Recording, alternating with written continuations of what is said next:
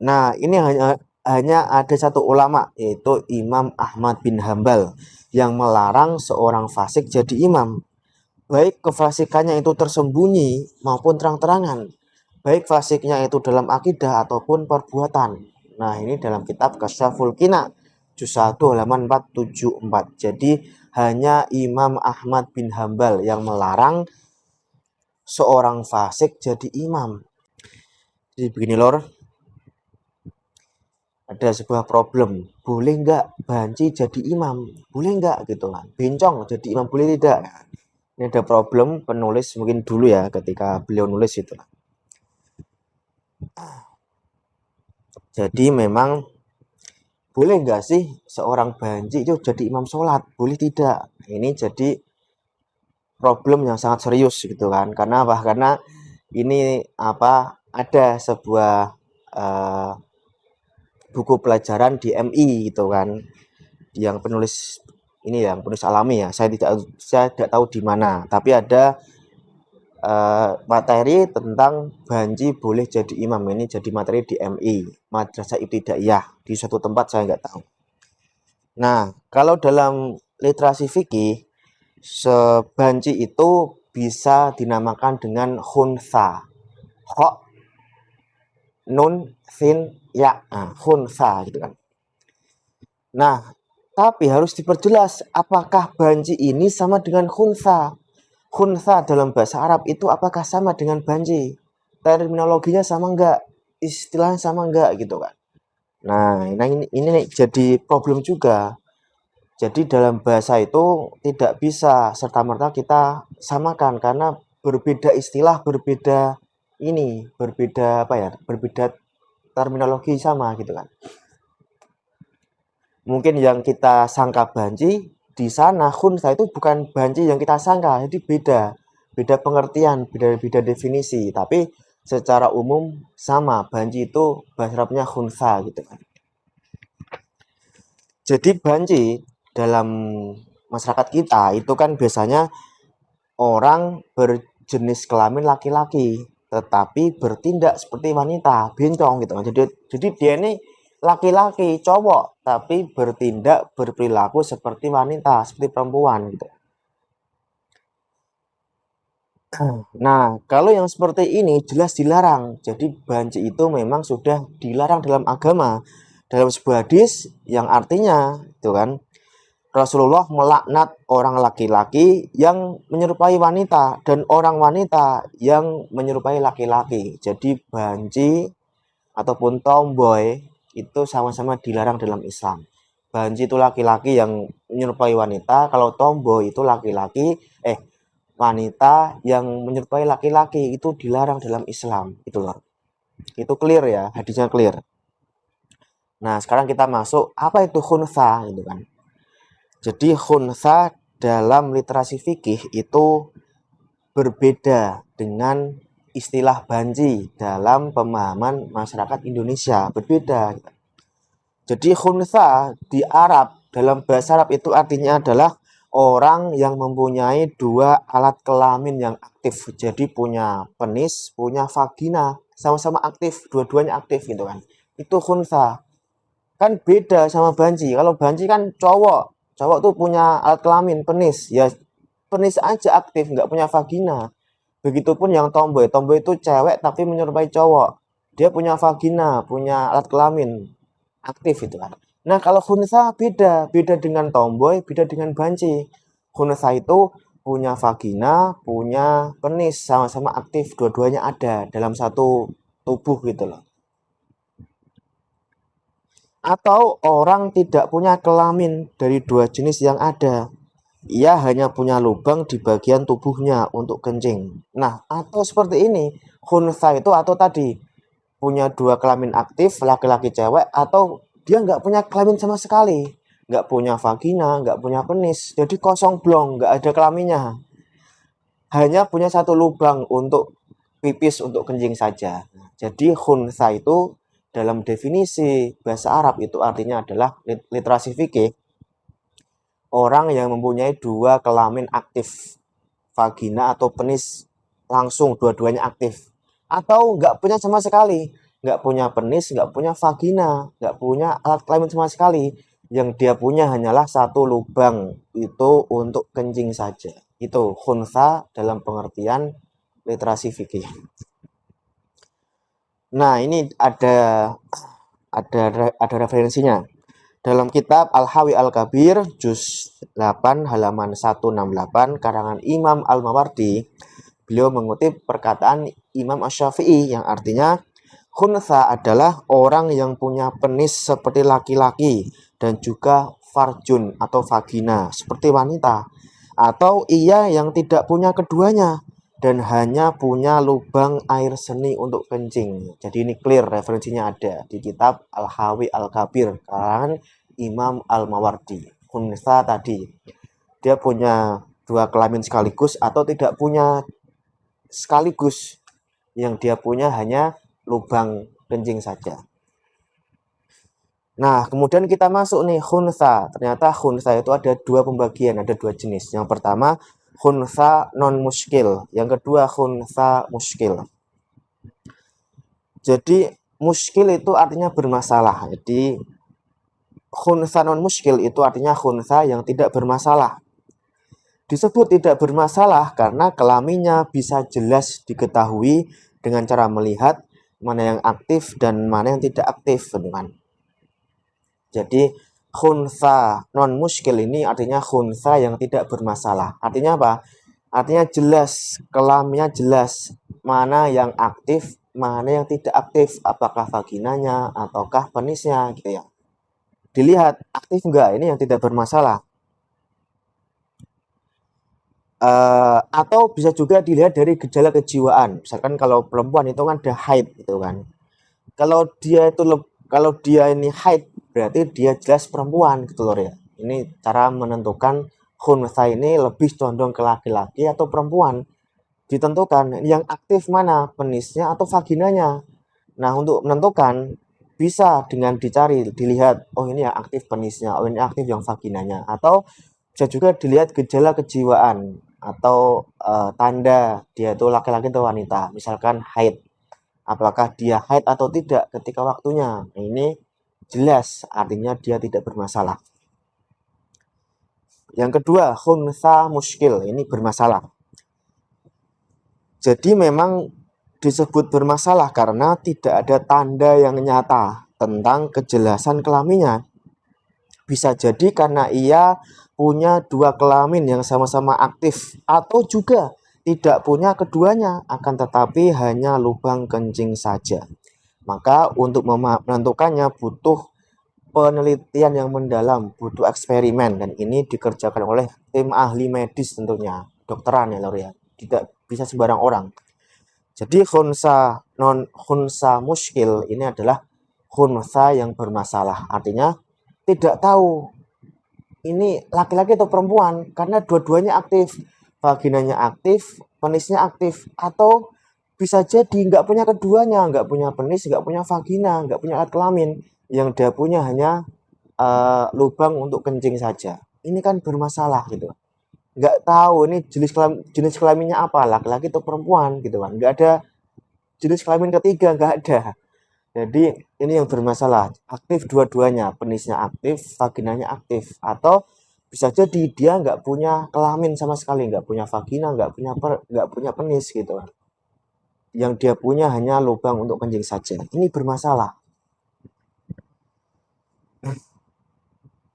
Jadi bagaimana cara menentukannya laki-laki atau perempuan? Ini butuh eksperimen mendalam, butuh penelitian dari ahlinya, dari ahli medis, ahli kedokteran, dan sebagainya gitu kan.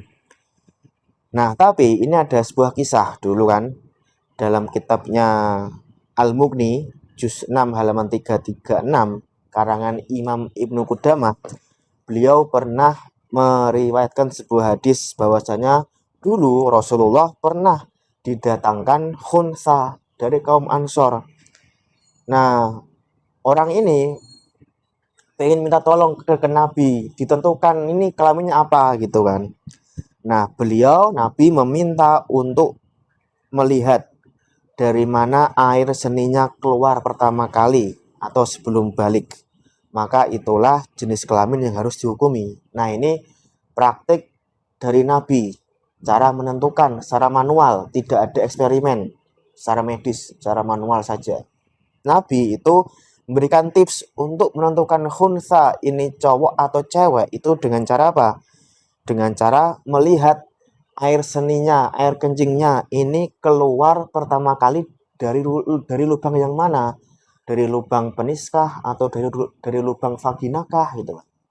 Kalau keluar dari lubang penis berarti dia laki-laki. Kalau keluar dari lubang vagina berarti dia perempuan. Nah, itu cara menentukan jenis kelamin khunsa dari Nabi langsung. Dilihat dari mana air seninya atau air kencingnya keluar pertama kali. Dari lubang penis atau vagina baru ditentukan, oh ini laki-laki, ini perempuan. Itu lor. Itu tips dari Nabi. Ada juga nih tips dari Sayyidina Ali atau Imam Ali Khalifah gitu kan.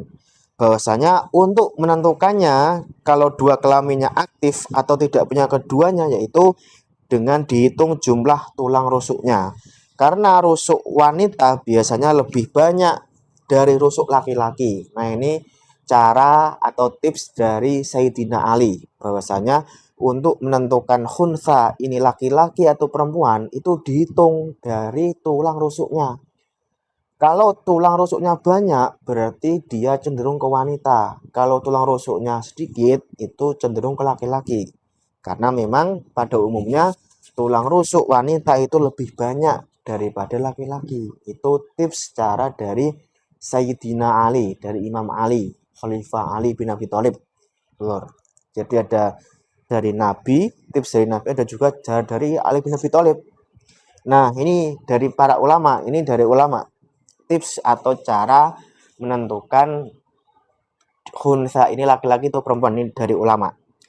Untuk menentukannya yaitu terus dicari mana indikasi yang paling kuat dan paling banyak dari mulai gejala-gejala tubuh seperti tumbuhnya bulu pada kemaluan, ketiak, jenis air mani, atau juga bentuk tubuh yang kalau wanita biasanya mempunyai dada yang lebih besar dari laki-laki.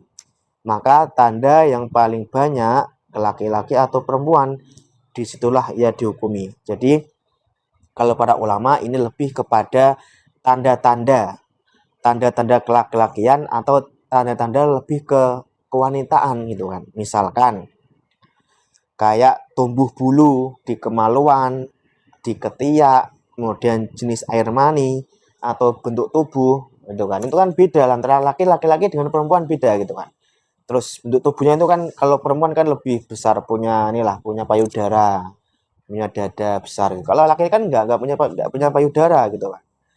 Nah, terus jenis air mani dan sebagainya itu ulama memberikan cara tips lebih kepada teknis tanda-tanda dia ini cowok atau cewek gitu kan, tanda-tanda biologis lain.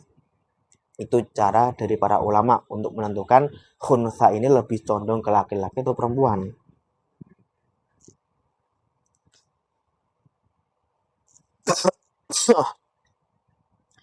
Jadi banci itu menurut KBBI itu ada dua pengertian. Yang pertama, orang yang punya kelamin ganda, ini khunsa juga. Atau laki-laki yang bergaya seperti perempuan. Nah, jadi menurut KBBI ini ada dua pengertian. Yang pertama, orang yang punya dua kelamin atau kelamin ganda. Ini juga pengertian khunsa. Yang kedua, laki-laki yang bergaya seperti perempuan gitu, bencong gitu lah. Kemudian khunsa muskil boleh jadi imam itu kan. Jadi semua ulama sepakat dan tidak ada yang menyelisihi bahwa khunsa boleh dan sah menjadi imam sholat. Akan tetapi hanya untuk kaum wanita saja gitu kan.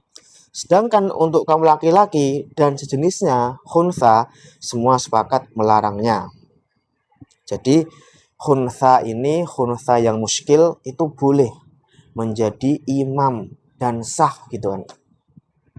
Hanya untuk wanita saja, tidak boleh untuk laki-laki ataupun yang sejenisnya, khunsa sejenisnya nggak boleh, hanya untuk kaum wanita itu. Kenapa? Karena dibolehkan bagi kaum wanita dengan alasan ia diragukan kelaki-lakiannya. Kalau sudah diragukan, maka tidak bisa untuk laki-laki dan sejenisnya juga. Akan tetapi tetap sah untuk wanita gitu kan. Walaupun mazhab Al-Malikiyah memakruhkannya. Gitu loh Yor. Jadi memang boleh khunsa itu boleh menjadi imam, tapi hanya untuk wanita saja. Tidak boleh untuk laki-laki atau yang sejenisnya atau khunsa yang lain.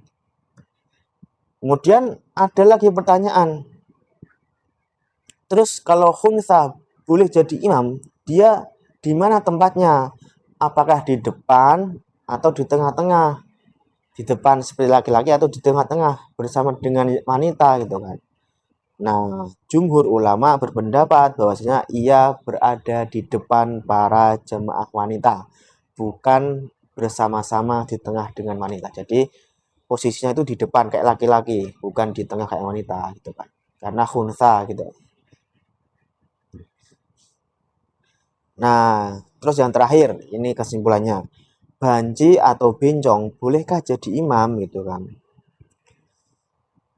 Karena banci atau bencong ini berbeda dengan pengertian khunsa, jadi kita kembalikan pengertian ini kepada pengertian yang ada di masyarakat Indonesia, yaitu laki-laki sejati, laki-laki tulen, tapi dia menyerupai wanita gitu, berkepribadian seperti wanita.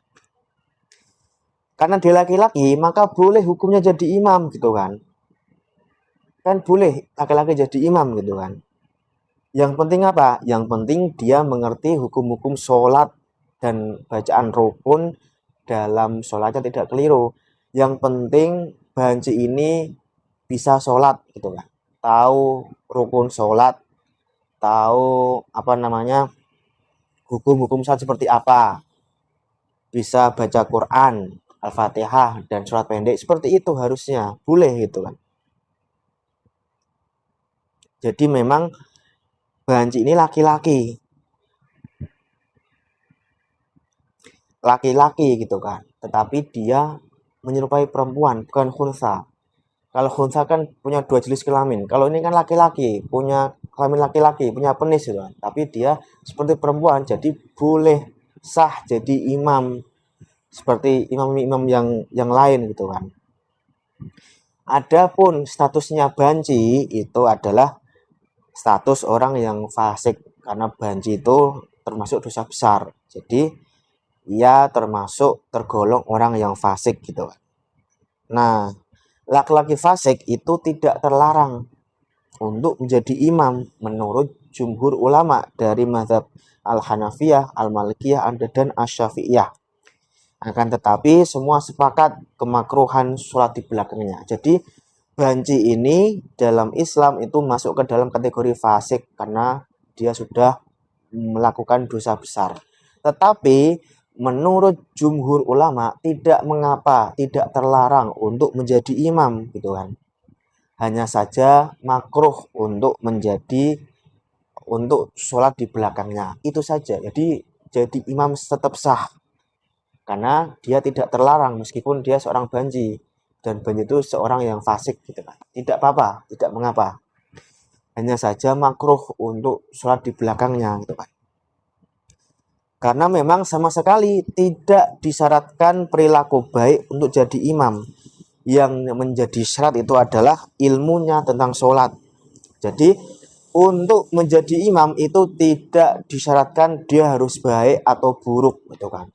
Dia harus orang yang soleh atau tidak ada syaratnya. Yang jadi syarat untuk imam itu adalah ilmunya. Dia punya ilmu enggak untuk sholat, dia tahu enggak hukum sholat, dia bisa enggak baca Quran, itu saja. Kalau dia orang baik atau orang tidak baik, orang fasik atau orang yang enggak fasik, itu tidak ada syarat jadi imam. Meskipun makruh sholat di dalamnya, di belakangnya. Nah, ini hanya ada satu ulama, yaitu Imam Ahmad bin Hambal, yang melarang seorang fasik jadi imam. Baik kefasikannya itu tersembunyi maupun terang-terangan. Baik fasiknya itu dalam akidah ataupun perbuatan. Nah, ini dalam kitab Kasyaful Qina, juz 1 halaman 474. Jadi hanya Imam Ahmad bin Hambal yang melarang seorang fasik jadi imam, seorang banci jadi imam. Jadi banci ini termasuk orang yang fasik, dan Imam Ahmad itu melarang orang fasik untuk menjadi imam, baik kefasikannya itu tersembunyi ataupun terang-terangan, baik fasiknya itu dalam akidah maupun dalam perbuatan. Jadi semua orang fasik itu dilarang jadi imam menurut Imam Abu Hanifah. Nah, beliau ini mendasarkan dalam sebuah hadis yang artinya wanita tidak boleh jadi imam laki-laki, dan seorang badui terlarang jadi imam bagi kaum muhajir, dan orang yang fajir atau fasik tidak bisa menjadi imam bagi kaum mukmin kecuali jika ia dipaksa oleh penguasa dengan pedang dan cambuknya. Meskipun hadis ini masih debatable, masih diperdebatkan kesohihannya, tetapi ini landasan Imam Ahmad kenapa beliau mengharamkan atau tidak membolehkan seorang fasik menjadi imam sholat, baik itu fasik yang tersembunyi atau terang-terangan, baik dalam akidah maupun dalam perbuatan. Nah, banci atau bencong itu termasuk orang yang fasik, gitu lor ya. Saya kira itu lor, sudah selesai ini reviewnya. Silahkan kalau sedulur punya pendapat yang lain, silahkan kita diskusi di kolom komentar. Kalau konten ini dirasa bermanfaat, silahkan like, share, subscribe, dan komen. Dan sebarkan seluas-luasnya kepada teman-teman kalian supaya mereka tahu bahwasanya seorang banci atau bencong itu boleh jadi imam sholat. Terima kasih. Wassalamualaikum warahmatullahi wabarakatuh.